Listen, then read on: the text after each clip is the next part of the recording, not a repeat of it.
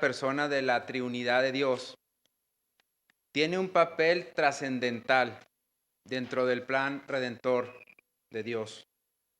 Su función es precisamente aplicar la salvación al hombre. El Padre escoge, el Hijo redime, pero el Espíritu Santo aplica esta salvación. Los ministerios que lleva a cabo el Espíritu Santo, además de aplicar la salvación, de santificar al creyente, son también de guiar, actuar en aquellas circunstancias, en aquellas situaciones para llevar a cabo sus propósitos salvíficos a través de creyente y a través de creyentes y en las personas que escucharán su llamado soberano. Pero este obrar del Espíritu Santo, como lo vemos nosotros, hermanos, muchas veces no se ve claramente. Vemos en la Escritura cuando el Espíritu Santo guió a alguien para recibir a Cristo, para arrepentirse y para hacer una confesión de fe, así como también para reconocer al Señor Jesucristo como su Señor y Salvador.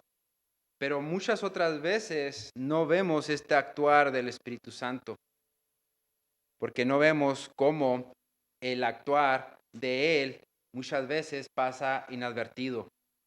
¿Qué quiero decir con esto? Que en los hechos que estaremos viendo hoy, en esta mañana, vemos que el Espíritu Santo estaba detrás de la vida de Pablo, estaba detrás de la vida de estos personajes que vamos a ver. Así que muchas veces no vemos que todo gira a una circunstancia o a una obra específica que el Espíritu Santo estaba haciendo. Así que hoy en esta mañana veremos esta verdad y nos centraremos en que este Espíritu Santo, como es llamado, tiene una obra salvífica en todo lugar, pero aquí en nuestro texto lo veremos como la obra salvífica del Espíritu Santo había llegado a Filipos. Así que, hermanos, una perspectiva que siempre tenemos que tener nosotros cuando leemos el libro de los Hechos es que es un testimonio vivo, fidedigno, de lo que sucedió en los primeros creyentes o en la iglesia temprana de aquel entonces. Las señales, los milagros que se hicieron o que acontecieron alrededor de este primer siglo de la iglesia fue precisamente porque había venido un poder desde lo alto y fue esa promesa que el Señor Jesucristo les hizo a sus discípulos en Hechos capítulo 1, versículo 8, donde decía que recibiréis poder cuando haya venido sobre vosotros el Espíritu Santo y me seréis testigos en Jerusalén, en Judea y hasta lo último de la tierra. Así que este poder, hermanos, que demostró todas las señales y todos los milagros, era precisamente el obrar, el guiar, el sostener, el cuidar, no solamente la inspiración, la revelación y la iluminación de las Escrituras, como lo vemos aquí, sino todos los acontecimientos, circunstancias, aún, hermanos, todas aquellas cosas que llegan hasta nuestra hora, hasta nuestro tiempo, como la revelación perfecta de Dios. Así que este libro de los Hechos es un testimonio fiel y digno que llega a nosotros como los hechos mismos o la obra misma del Espíritu Santo en el obrar de todos estos acontecimientos que pasaron en el primer siglo de la iglesia. El Espíritu Santo estaba obrando, como ya lo dije, estaba llamando y estaba haciendo su obra redentora. Y esta obra redentora lo estaba haciendo en conjunto como un Dios trino. Sin embargo, hermanos, a pesar de que muchas veces vemos en textos palpables de la Escritura su obra, muchas veces se subestima con frecuencia, o no se ve al Espíritu Santo como una persona de la Trinidad. A veces algunos lo ven como palpablemente en la inspiración, en la revelación o en la iluminación, o a veces en lo que Dios transmitió e inspiró para que los escritores de la Biblia pudieran ponerlo. Pero también, hermanos, muchas veces, nada más cuando se habla de la persona del Espíritu Santo, se hace un resumen teológico, lo que se le llama un epílogo. Es decir, se minimiza su ministerio. Pero es importante, hermano, reconocer que el libro de los Hechos precisamente lo que tiene es que resalta la obra del Espíritu Santo, su ministerio, y lo hace a través, cuando estudiamos este libro, podemos encontrar 15 obras de ministerio que el Espíritu Santo hace junto con el Padre, junto con el Hijo. Así que no podemos dejar, hermanos, su labor suprema a solo una experiencia como muchos a veces lo quieren ver, sino que tampoco lo podemos dejar como alguien que sale de una lámpara, es decir, como un genio para cumplir nuestras experiencias o expectativas. Desgraciadamente, hermanos, lo que solamente se hace con eso es desvirtuar su obra y su ministerio. La Escritura en el libro de los Hechos nos revela que el Espíritu Santo es Dios, es santo, es omnipotente, es omnipresente, así como el Padre y el Hijo lo son. Así que veremos, hermanos, esta verdad del Espíritu Santo en este capítulo, cómo este papel esencial y duradero y permanente y eterno es algo que el Espíritu Santo está haciendo desde la creación. Ahí en Génesis capítulo 1, versículo 2, vemos que el Espíritu Santo de Dios se movía sobre la faz de la tierra. Y hasta nuestros días el Espíritu Santo hace una obra de salvación desde principio a fin.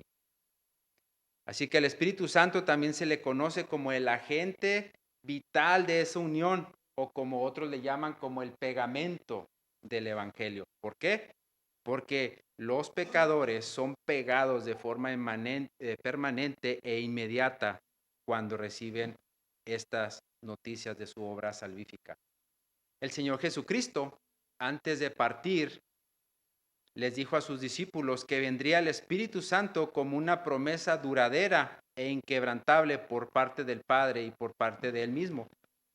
Leamos en Juan 16, versículos 13 al 15, donde nos dice: pero cuando venga el Espíritu de verdad, Él os guiará a toda la verdad, porque no hablará por su propia cuenta, sino que hablará todo lo que oyere y os hará saber las cosas que habrán de venir.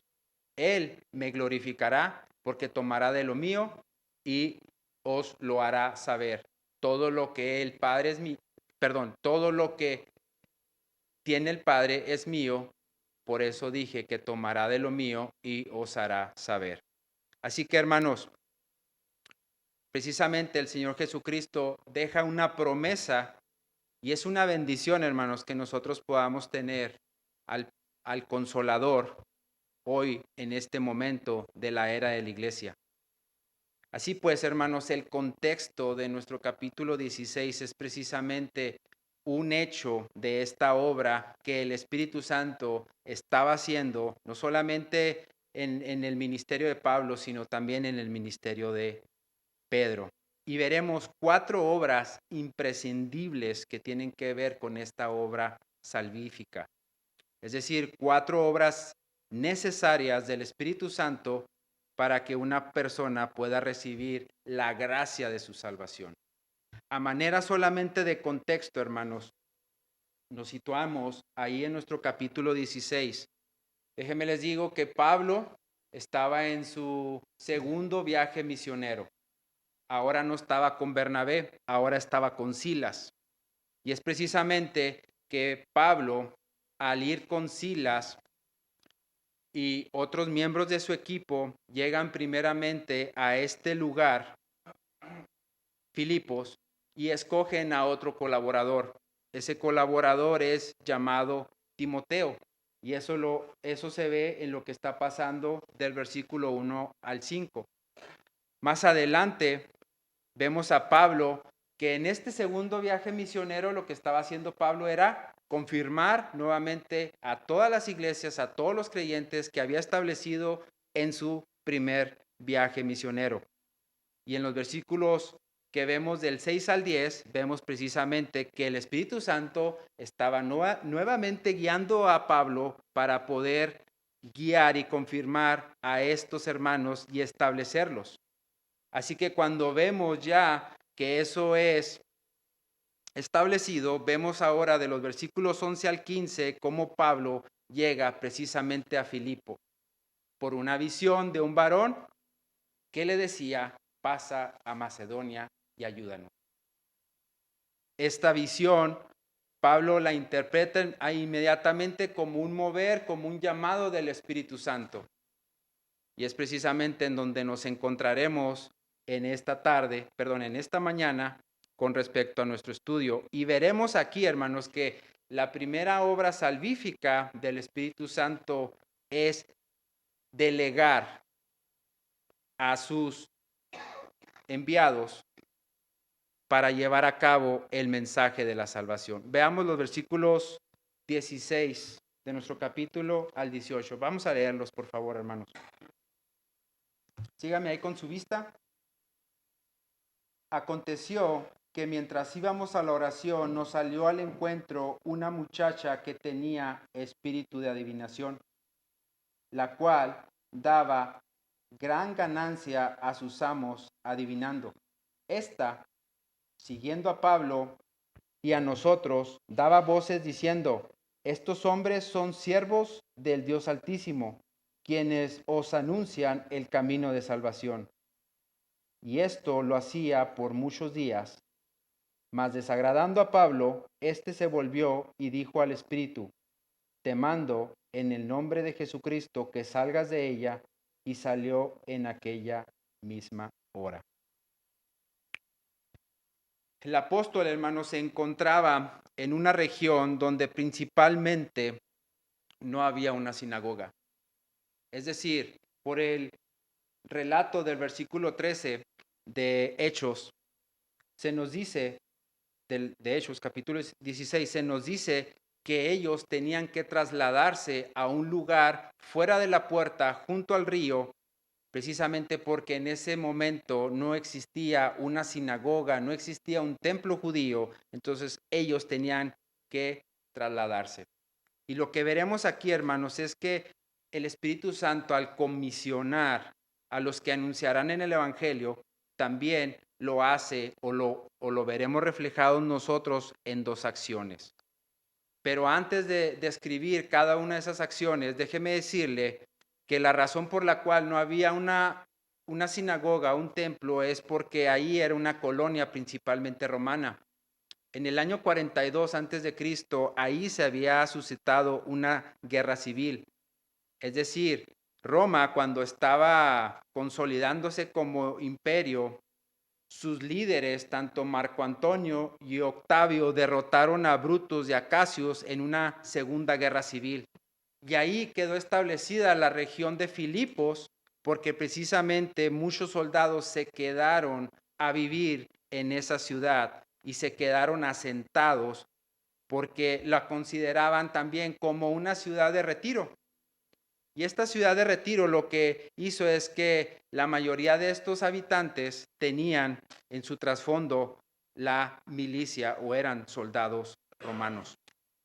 Así que por nuestro relato, Pablo y su equipo tenían que ir a un lugar donde se juntaba la gente para orar y aparte ellos ahí aprovecharon para dar el evangelio. Pero se nos dice ya por nuestro relato que acabamos de leer que mientras iban por el camino les salió al encuentro una joven. Y esta joven tenía un espíritu de adivinación, la cual se nos dice que daba gran ganancia a sus amos.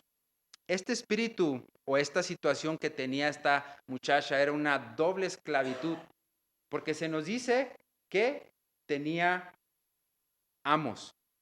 Pero el Espíritu Santo, como es el autor que está aquí revelando la Escritura, nos dice cuál era su situación espiritual. Y es que esta mujer estaba esclavizada también por Satanás.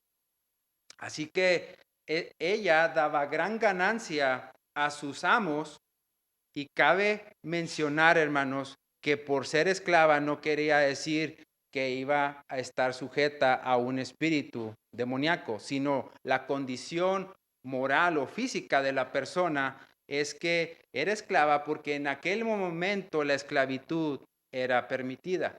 Cuando nosotros escuchamos acerca de la esclavitud, obviamente tenemos una concepción totalmente negativa. Sabemos que hay abusos, sabemos que hay maltrato, pero aquí era una situación válida y en el tiempo donde nos encontramos o el contexto histórico social es que esto no era algo negativo, hermanos. De hecho, mucha gente era esclava porque necesitaba trabajar, simple y sencillamente.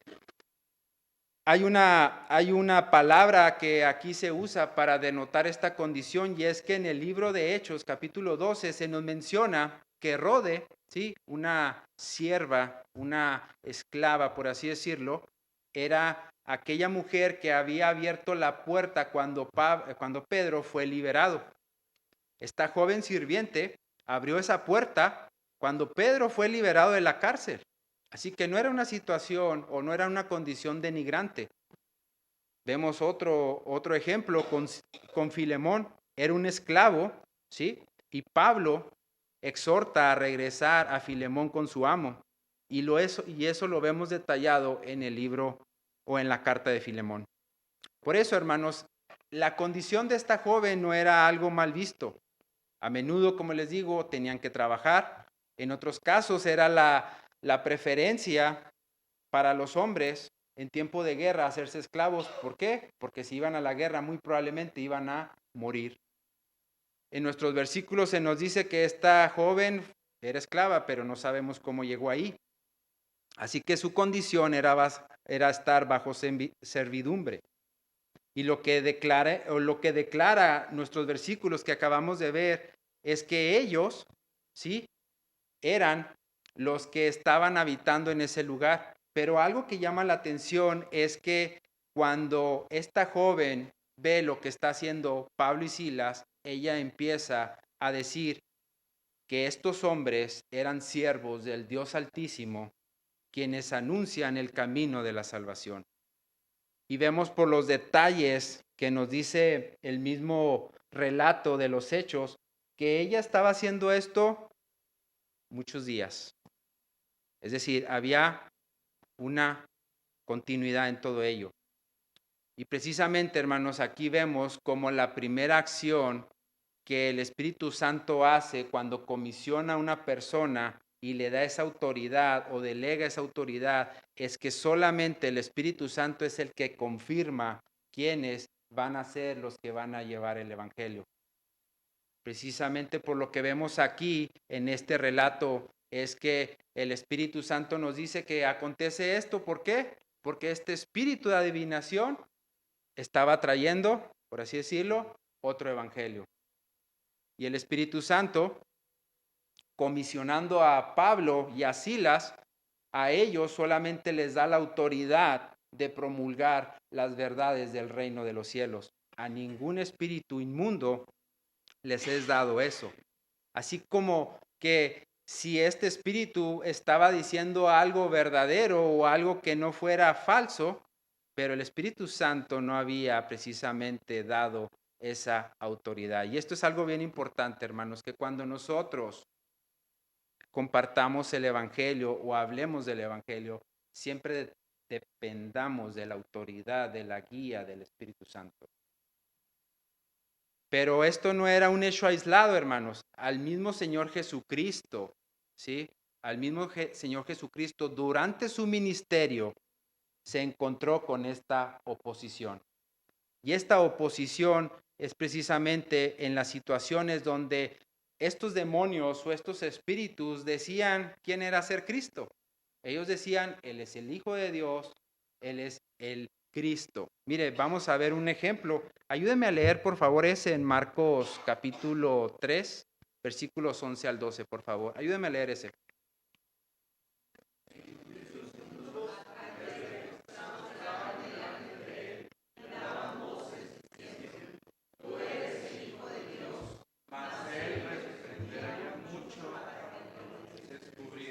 ¿Por qué?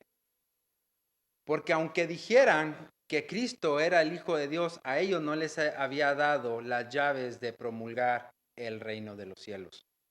Y es precisamente que el mismo Satanás reconoce que Cristo era el Hijo de Dios y le dice, si tú eres el Hijo de Dios, haz que estas piedras se conviertan en pan. Pero hermanos, lo que no debemos de dejar pasar es que aunque estos espíritus pudieran reconocer a Dios, perdón, a Cristo o a estos siervos del Dios Altísimo, a ellos no se les había dado la autoridad, porque siempre el propósito de ellos es desviar, confundir, apartar a las personas del Evangelio. Y es por eso que este relato nos dice cuál era esa condición de esta mujer, por qué tenía ese espíritu de adivinación y por qué Pablo, como lo vemos en los versículos, hace que ese espíritu salga de ella, porque a ese espíritu o a esa mujer no se le había dado la autoridad de predicar el Evangelio. Y vemos que Pablo saca o Pablo libera a esta joven de esta condición. La Biblia de las Américas dice que Pablo se fastidió. Entonces sí, lo cansó. ¿Por qué? Porque tenía muchos días haciendo esta acción. Así que, hermanos, ningún espíritu demoníaco, ningún espíritu o ni mensajero de Satanás es amigo del cielo, es amigo del reino de Dios. Por ello, la reacción de Pablo bajo la comisión y la autoridad del Espíritu Santo hace que esta acción de liberar a esta joven sea quitado ese dominio que tenía Satanás sobre ella. La segunda acción que hace el Espíritu Santo es precisamente que a los que Él comisiona, es decir, a los que Él elige para llevar el Evangelio, también les da poder para librar a los oprimidos, para librarlos del enemigo. Y es precisamente algo que Cristo, cuando estableció a sus discípulos, les dijo que esa bendición y ese poder les sería dado. Lucas 10:19 dice: He aquí, os doy potestad de hollar serpientes y escorpiones y sobre toda fuerza del enemigo, y nada os dañará. Así que, hermanos, el primer punto de nuestra enseñanza es que la obra salvífica del Espíritu Santo comisionará, delegará, dará autoridad para llevar la obra salvífica. El segundo punto que veremos de nuestra enseñanza lo veremos en un párrafo un poquito más grande. Lo estaremos observando del versículo 19 al versículo 24. Y lo estaremos viendo precisamente bajo un título o un subtítulo, que la obra providencial del Espíritu Santo siempre va a ser para cuidar a los suyos de las circunstancias, porque el Espíritu Santo, como Dios, tiene la autoridad de proclamar la palabra. Y es seguro, hermanos, es seguro que habrá consecuencias cuando alguien decida proclamar la palabra de Dios. Pero el cuidado providencial de parte del Espíritu Santo de Dios estará siempre actuando de forma invisible detrás de las circunstancias, moviendo las situaciones para llevar a cabo su propósito salvífico. Y miren, algo que vemos aquí precisamente en nuestro versículo 19. Ayúdenme a leerlo, por favor, hermanos. Versículo 19 dice: la esperanza de su ganancia, prendieron a Pablo y a Silas y los trajeron a las autoridades. ¿Qué pasó aquí en esta situación? El conector, pero siempre cuando leemos la Biblia, hermanos, tenemos que fijarnos en los conectores que hay para ver cómo la historia ahora cambiará. Pero viendo sus amos, es decir, la situación que había cambiado para esta joven ya no era esclava de Satanás, ahora era libre de Satanás. Pero el conector hace precisamente el contraste de todo lo que se verá en este párrafo del versículo 19 al versículo 24, en donde aquella joven ya no era una esclava de Satanás. Así que por el tiempo que estuvo esta gente explotando a esta joven, se nos dice por el relato que fueron muchos días. Tanto Pablo y Silas, predicando en aquel lugar, pudieran haber tenido más de un encuentro con esta joven mujer. Pero también se nos dice que durante ese proceso donde Pablo y Silas iban y oraban y daban a conocer el Evangelio, los amos de esta joven estuvieron tolerando la situación, pero la situación cambió cuando esa ganancia que explotaban o extraían de ella se había acabado. Y es precisamente cuando cambia la situación, tanto para Pablo o para nosotros, hermanos, hoy en nuestros días, que cuando nosotros nos decidimos a hablar del Evangelio, nuestra situación va a cambiar. Un término aquí que se usa para estos amos que explotaban esta habilidad que tenía esta joven se denomina como progenetas. Progenetas es usado para ocultistas que, es una palabra fuerte, prostituían o explotaban a aquellos que tenían una habilidad como esta para propósitos económicos. Estos progenetas, al ver que su fuente de ingresos se había acabado, se había perdido, hacen precisamente el traer a Pablo y a Silas ante las autoridades. En las circunstancias donde nos encontramos, hermanos, era la cultura romana. Filipos era una ciudad, una colonia romana. El romanismo, por así decirlo, de ese entonces estaba lleno de politeísmo. Ellos se encontraban a 16 kilómetros de Macedonia. Macedonia era un centro idólatra importante en donde la adoración a Zeus, a Afrodita, a Apolos, a Isis y aún mismo al emperador romano era lo que motivaba la vida espiritual de aquel momento. Así que este ambiente no promovía un espiritismo sano, por así decirlo, sino era paganismo, promiscuidad, idolatría y falsos dioses de todo lo que incluía la religión romana. Pero estos hombres, hermanos, fieramente se nos dice que llevaron a Pablo y a Silas para ser puestos ante las autoridades. Ahora, en el versículo 20, se nos dice que los presentaron ante los magistrados.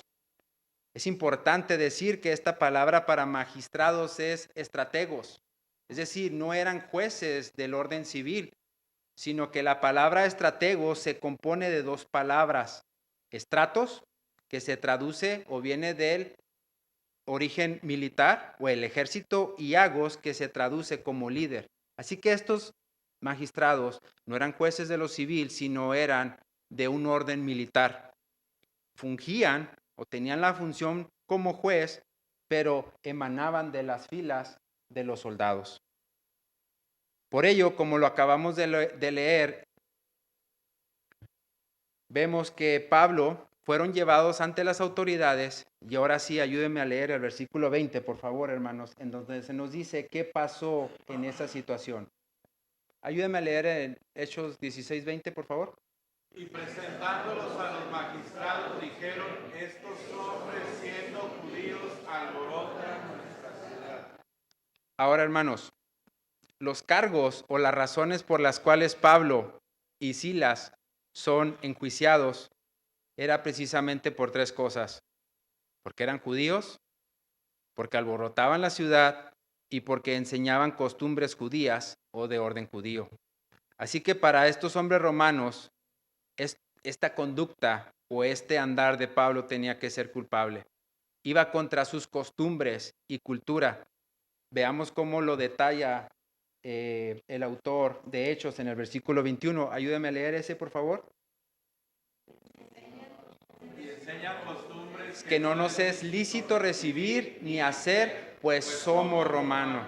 Hermanos, la ley romana, aunque sí prohibía la introducción de nuevos dioses, no prohibía a los hombres que predicasen la religión que quisieran, con tal de que al romano se le dejara en paz.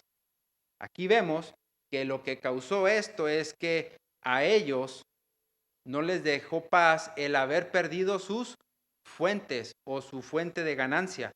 Por lo cual este juicio, hermanos, era una farsa, era una hipocresía, porque ellos condenaron a Pablo y a Silas sin derecho a defensa. Así que los magistrados, por verse bien o por congratularse contra ellos mismos, se nos dice que inmediatamente los castigaron. Vea lo que dice el versículo 22, por favor, ayúdenme a leerlo. Y los magistrados, rasgándoles las ropas, ordenaron azotarles con varas. ¿Por qué hacen esto? Porque era el método preferido de la milicia romana, el azotar con varas. Era uno de los métodos más comunes para infligir castigo. Este método era preferido y por eso es que después de haber quitado sus ropas, después de haberlos castigado, ahora a ellos se les manda a la cárcel. Vamos a ver el versículo 23. Ayúdenme a leer ese, por favor, hermanos. Los echaron en la cárcel, mandando al carcelero darse con seguridad. Es decir, no les dieron oportunidad de defenderse.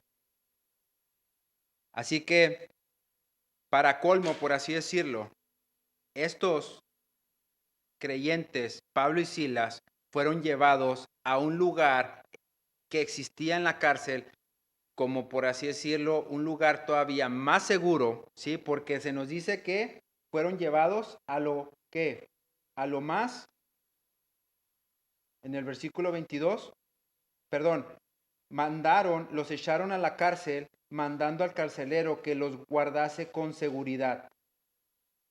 Así que al guardarlos con seguridad, se nos dice en el versículo 24 que este carcelero los metió en el calabozo de más adentro y les aseguró los pies al cepo, como si fueran los peores delincuentes. Cualquier cárcel, hermanos, de los en donde fueron llevados Pablo y Silas, como es en este lugar, era una tortura, era una forma de haber quitado aquella paz que había en ese momento, pero también era una forma denigrante porque los ponían en ese lugar de oscuridad total, de aislamiento total, para que estos hombres no escaparan. Pablo y Silas no habían dado evidencia de haber sido unos delincuentes. Su única obra fue haber sanado y liberado a esta joven de la esclavitud del pecado. Y vemos, hermanos, que esta condición es visible cuando una persona que está oprimida por Satanás, vemos que esta obra que está oprimida, vemos que la obra de una persona que es liberada de la autoridad de Satanás, de la influencia de Satanás, se ve en la apariencia de esa persona que esa persona cambia. Hay un ejemplo de esto del endemoniado gadareno en Lucas 8:35. Vamos a leer ese, dice, y salieron a ver lo que había sucedido y vieron a Jesús y hallaron que al hombre de quien había salido los demonios sentado a los pies de Jesús. Es decir, cuando una persona es liberada de la esclavitud de Satanás, hay un cambio inmediato. No se nos dice qué cambio hubo en la joven, pero sí se nos dice que ella ya no tenía ese don. Por el relato de Lucas se nos dice que hasta su apariencia cambia. Él estaba sentado en paz a los pies de Jesús en su juicio cabal y les dio temor eso. Así que, hermanos, la obra providencial del Espíritu Santo alrededor de las circunstancias de Pablo y Silas estaba actuando para establecer claramente, hermanos, que no debemos rehuir a las circunstancias adversas que aún a nuestro parecer nos pudieran llevar, como en este caso, a la cárcel, sino que debemos estar confiando en el Espíritu Santo, quien está guiando actuando, haciendo su voluntad. El Señor Jesucristo dijo que en este mundo tendríamos aflicción, pero dijo, confiar en mí porque yo he vencido al mundo. El Espíritu Santo sostuvo las circunstancias, sostuvo a Pablo, a Silas, los fue guiando al grado de que ellos no tuvieron que defenderse, no les fue permitido hablar. El Espíritu Santo no había abandonado a Pablo y Silas. Si creemos que el Espíritu Santo, hermanos, está trabajando hoy en estos días, en nuestras circunstancias, en todo lo que está moviendo alrededor, debemos dejar, hermanos, y escuchar al Espíritu Santo porque tiene un propósito para nosotros. Su propósito no será un destino ciego ni un destino al azar, sino es una acción amorosa. Cristo nos dijo que el Espíritu Santo es nuestro consolador. Cada detalle, cada pensamiento de nosotros, el Espíritu Santo lo sabe. Así que la obra del Espíritu Santo en este lugar era providencial, porque estaba obrando en las circunstancias de Pablo y hoy en día, hermanos, también está trabajando en todas las situaciones que nos rodean como un escudo, como aquel que está protegiéndonos. Mire cómo lo dice Salmos 33:20. Nuestra alma espera a Jehová. Nuestra ayuda y nuestro escudo es en él. Así que, hermanos, vimos que el Espíritu Santo comisiona, el Espíritu Santo cuida para llevar a cabo su obra salvífica. Y en este tercer punto veremos que el Espíritu Santo convence. Veremos los párrafos 25 al 32. Es un párrafo grande, así que no se me desespere, téngame paciencia, pero veremos principalmente por qué el Espíritu Santo estaba haciendo toda esta obra y por qué eran las circunstancias de Pablo y Silas necesarias para llevar a cabo su propósito. Nuevamente, vemos que la situación cambia. Versículo 25.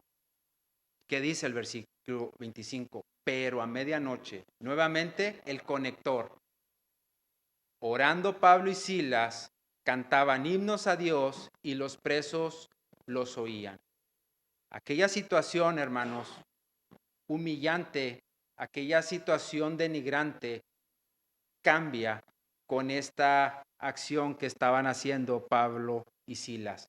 Y se nos dice que probablemente, hermanos, en aquella prisión, ellos estaban allí, probablemente, ¿verdad? Podíamos ver, sintiéndose solos, pero lo que nos dice nuestro versículo es precisamente lo contrario. A pesar de que ellos estaban en el lugar más seguro, vemos a Pablo y Silas con una paz, con un gozo, con un contentamiento, porque su corazón no demostraba angustia, decepción, sino al contrario, estaban convencidos que todas aquellas situaciones era el Espíritu Santo moviéndose en las circunstancias de ellos. Así que ellos lo que estaban haciendo es que estaban dándole gloria a Dios. Y esta situación contrasta, hermanos. ¿Por qué? Porque se nos dice que estaban orando, cantando himnos y dando testimonio de su situación. Y es un contraste muy fuerte, hermanos, porque a pesar de las situaciones en donde nosotros nos podemos encontrar, si no estamos contentos, gozosos, demostrando quién es el que está con nosotros, es una situación, hermanos, que debería ponernos a meditar, porque cuando nosotros pudiéramos estar dando un testimonio, aún sin decir una palabra, Pablo y Silas estaban orando y cantando. Es difícil ver que un corazón, hermanos, que está entristecido no pueda dar a conocer estas bendiciones por medio de Dios. Así que las circunstancias, por más negras que parezcan, Dios siempre brillará en la luz, brillará en la oscuridad. Y precisamente eso es lo que estaba haciendo Pablo y Silas. Estaban gloriando a Dios. ¿Y qué estaba pasando, hermanos? Los presos estaban escuchando. Así que si tu situación en este momento es oscura, es difícil, no olvides este texto. Gloria a Dios, ora a Dios, canta himnos. ¿Por qué? Porque va a haber gente, hermanos, que estará viendo el testimonio, como es el caso de estos presos.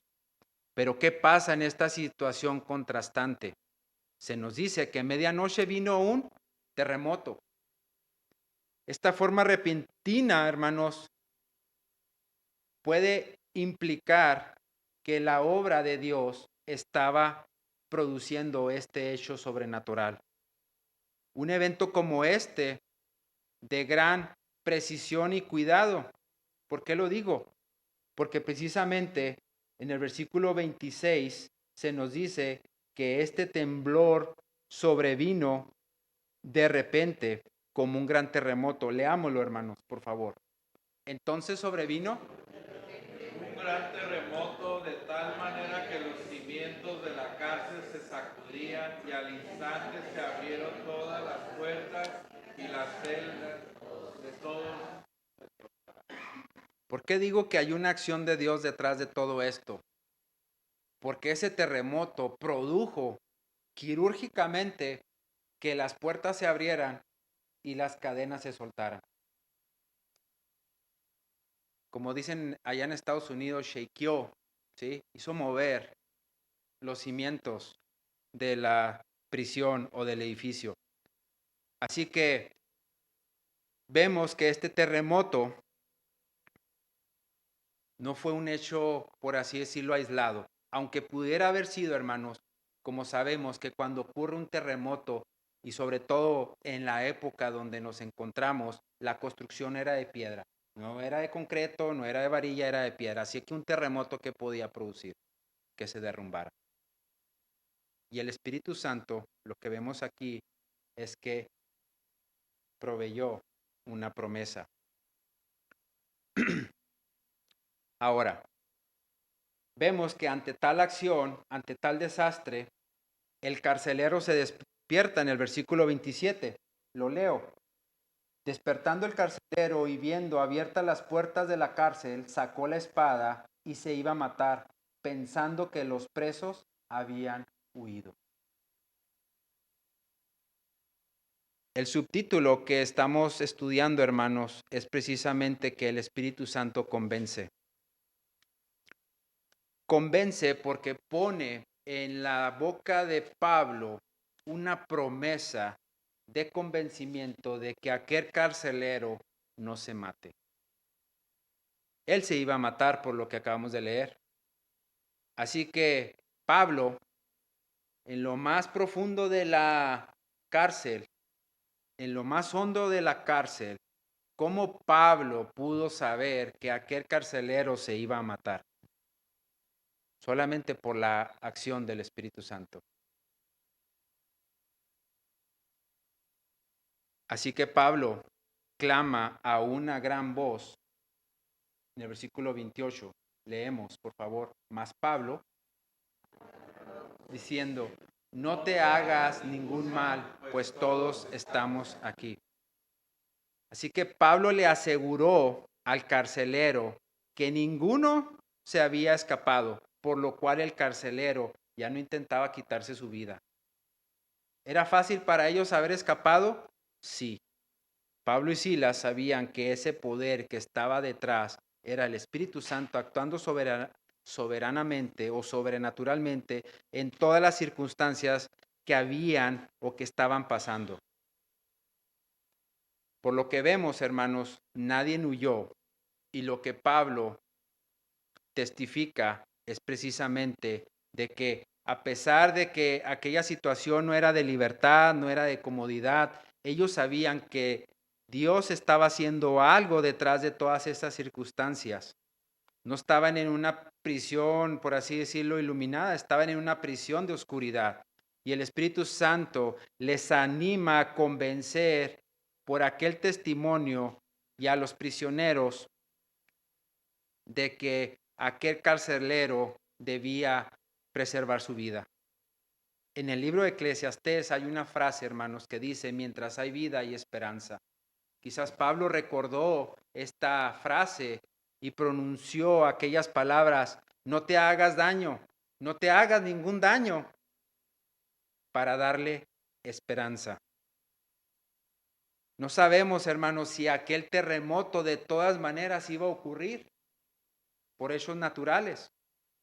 Y el Espíritu Santo había orquestado todas las circunstancias, había movido todas las circunstancias para que cuando ese terremoto se produjera, ellos estarían ahí para darle a este carcelero palabras de esperanza. Sin duda aquello fue una situación sobrenatural o fue un hecho, hermanos, que marcó la vida de este carcelero de Filipos. Tanto que él, al escuchar las palabras de Pablo,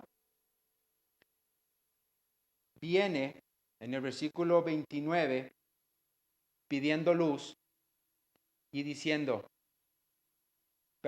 postrándose a los pies de Pablo y Silas. ¿Con qué condición estaba él?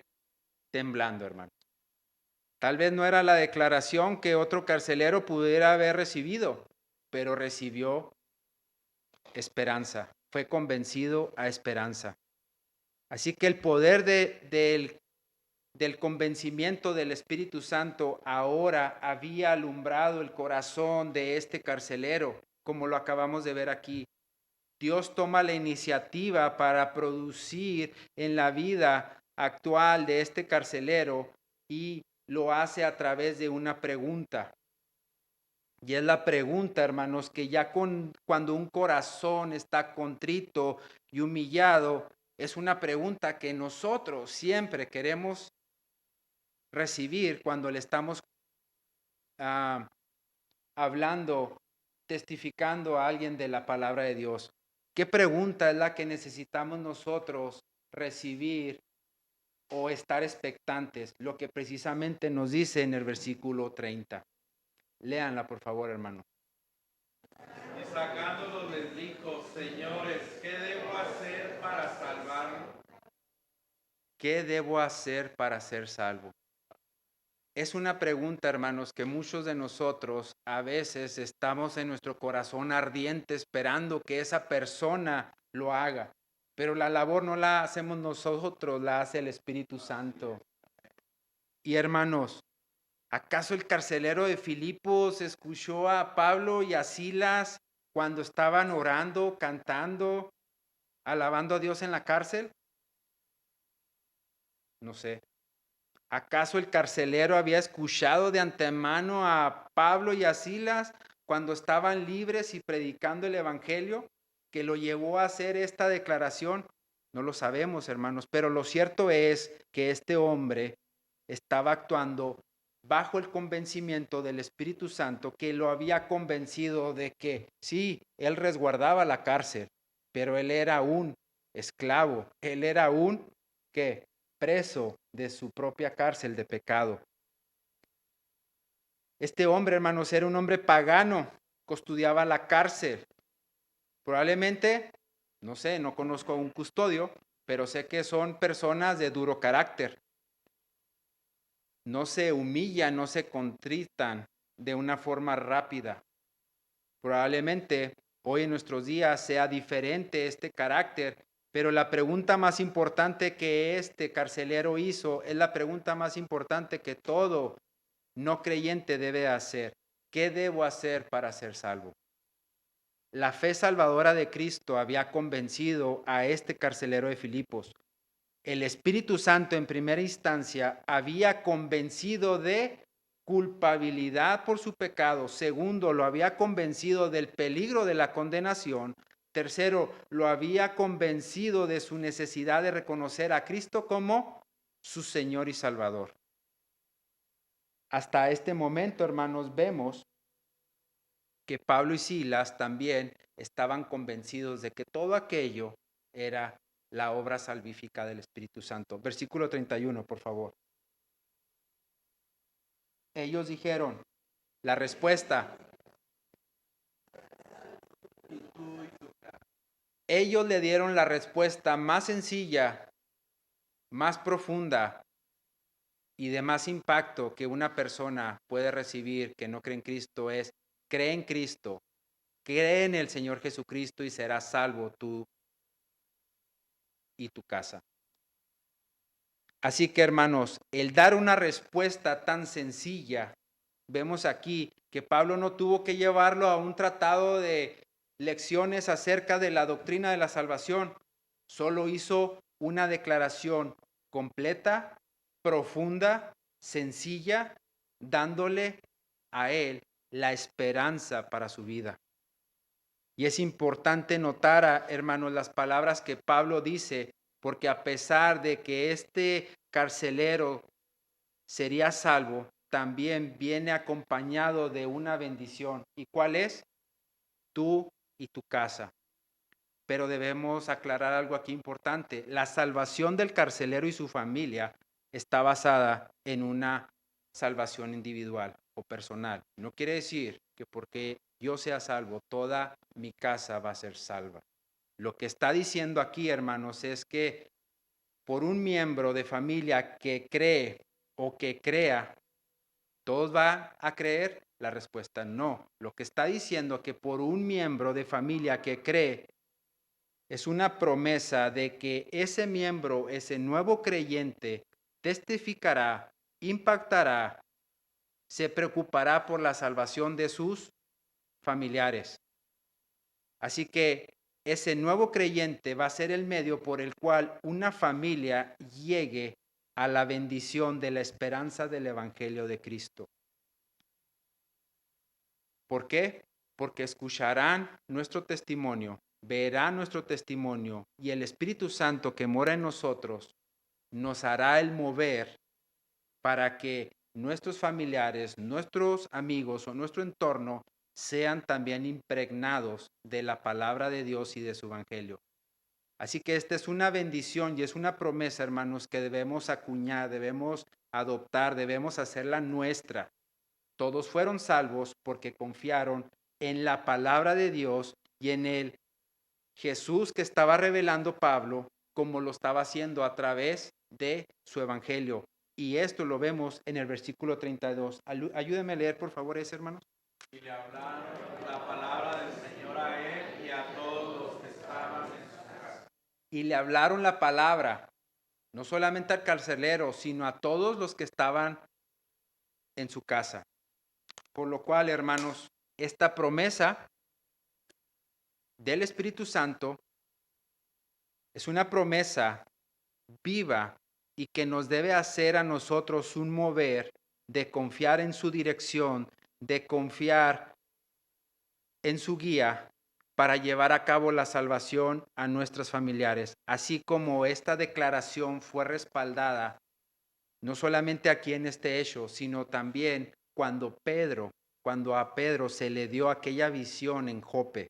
Mire, veamos esto para ejemplificar más la idea. En Hechos, capítulo 11, versículos 3 y 14. Pedro está testificando acerca de aquella visión y dice, quien nos contó cómo había visto en su casa un ángel que se puso en pie y le dijo, envía hombres a Jope y haz venir a Simón, el que tiene por sobrenombre Pedro. Él te hablará las palabras por las cuales serás salvo, tú y tu casa. Así que, hermanos, finalmente acabamos de probar que el Espíritu Santo es el que convence a una persona de pecado, lo lleva al arrepentimiento, a la salvación. Y ese cambio de perspectiva que vimos en este párrafo es precisamente el cambio de perspectiva que tuvo el carcelero. Y acabamos de probar con estas tres obras que todo lo que este relato nos está enseñando, o este pasaje nos está enseñando, es que sin duda, hermanos, sin duda todo esto fue producto de la obra salvífica del Espíritu Santo en las personas que Él estaba obrando para llevar a cabo su propósito salvífico. Lo hizo comisionando a aquellos que iban a llevar el evangelio, a aquellos que también iban a ser los autorizados para llevar el evangelio. También vemos otra obra que los iba a cuidar y iba a estar detrás de todas esas circunstancias provisionalmente, en toda situación, circunstancia, actuando para llamar a las personas y convencerlas de que necesitaban su salvación. Así que, hermanos, la obra del Espíritu Santo no debe de quedar inerte ni estática en un creyente, sino que tiene que dar fruto y tiene que ser evidente. Y terminamos con este último punto. Ayúdeme a leer, por favor, los versículos 33 al 34. Ayúdeme a leer esos, por favor, hermano. Y él tomándolos en aquella misma hora de la noche, les lavó las heridas y seguida su bautismo él con todos los suyos. Y llevándolos a su casa les puso la mesa y se regocijó con toda su casa de haber creído a Dios. Ahí déjame ese texto, por favor, Pati. Vemos, hermanos, que la obra salvífica del Espíritu Santo llevó a predicar a Pablo y a Silas y a su equipo a aquel lugar. Su providencia los cuidó hasta llegar a este punto de la historia, hasta llegar a la vida de este carcelero, lo cual, hermanos, queda demostrado que una salvación genuina o una salvación por creer en Cristo como nuestro Señor y Salvador deberá y siempre producirá frutos. El primer fruto, hermanos, que vemos que produjo esta fe, este fruto del Espíritu fue la fe. ¿Por qué? Porque el carcelero creyó en Cristo como su Salvador. El segundo fruto del Espíritu que un creyente debe demostrar es su gozo, porque toda su casa había creído en Dios. Y debemos gozarnos, hermanos, cuando alguien de nuestra familia, de nuestra casa, llega a conocer el Evangelio de Dios. Siempre debe haber un gozo.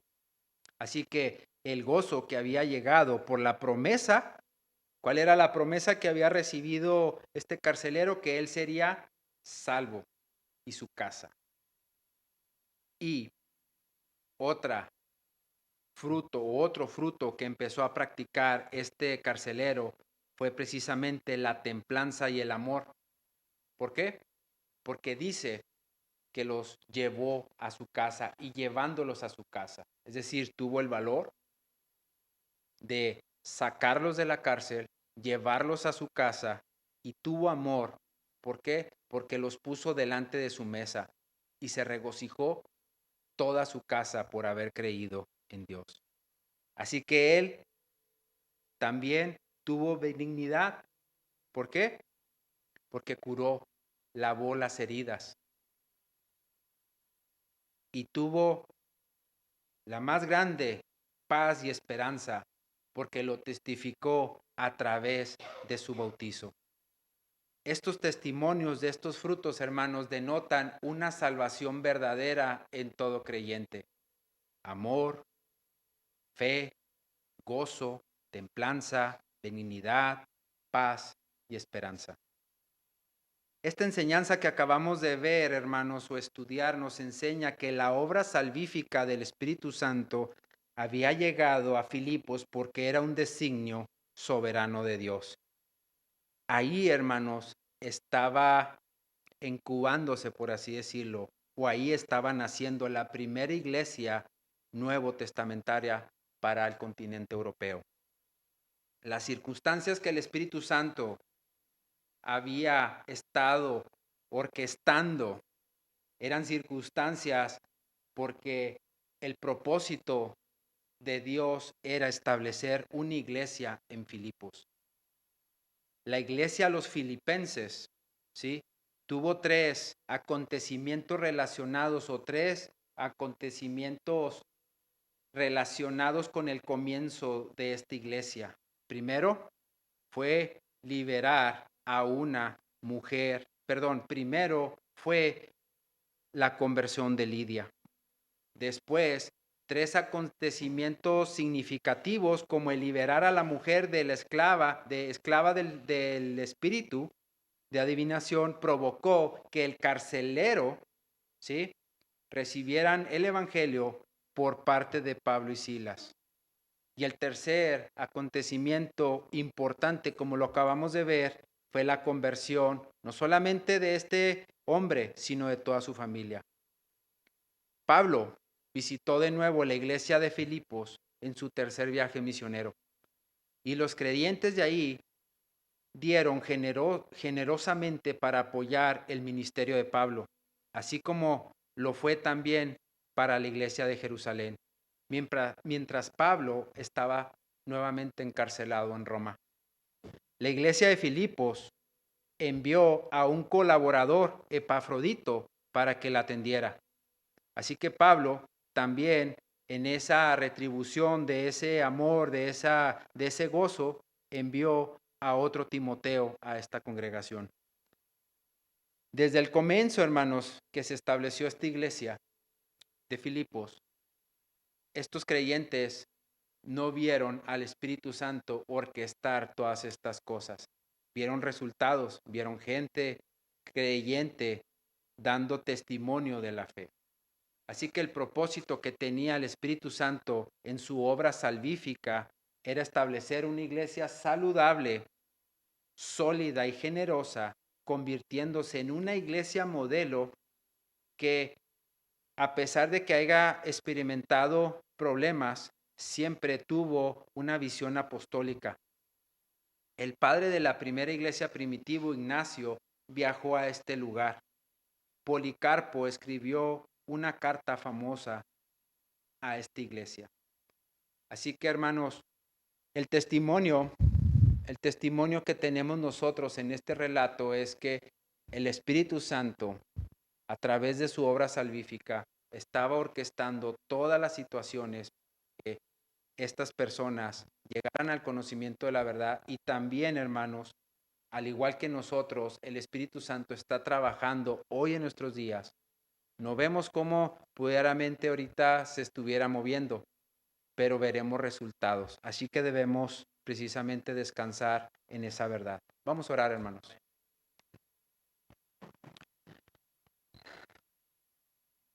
Padre Santo, damos las gracias porque a ti, Señor, te ha placido que este relato, Señor, llegue a nosotros por la inspiración y sobre todo la revelación que tú diste, Señor, al autor de este libro de los Hechos, para que sigamos, Señor, creyendo que tu Santo Espíritu, nuestro Consolador, nuestro Paracleto, Señor, nuestro ayuda, Señor, al lado de nosotros, sigue trabajando, sigue moviéndonos, Señor.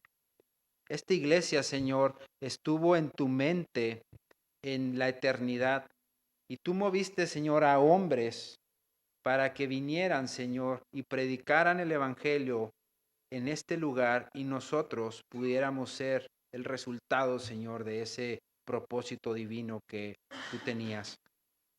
Pedimos, Señor, que esta enseñanza sea una meditación, Señor, para siempre escuchar y ser guiado, Señor, por tu Santo Espíritu a través de tus verdades, a través de tu palabra y a través de esta revelación que tenemos delante de nosotros. Ayúdanos, Señor, a escuchar, a sensibilizarnos a su voz.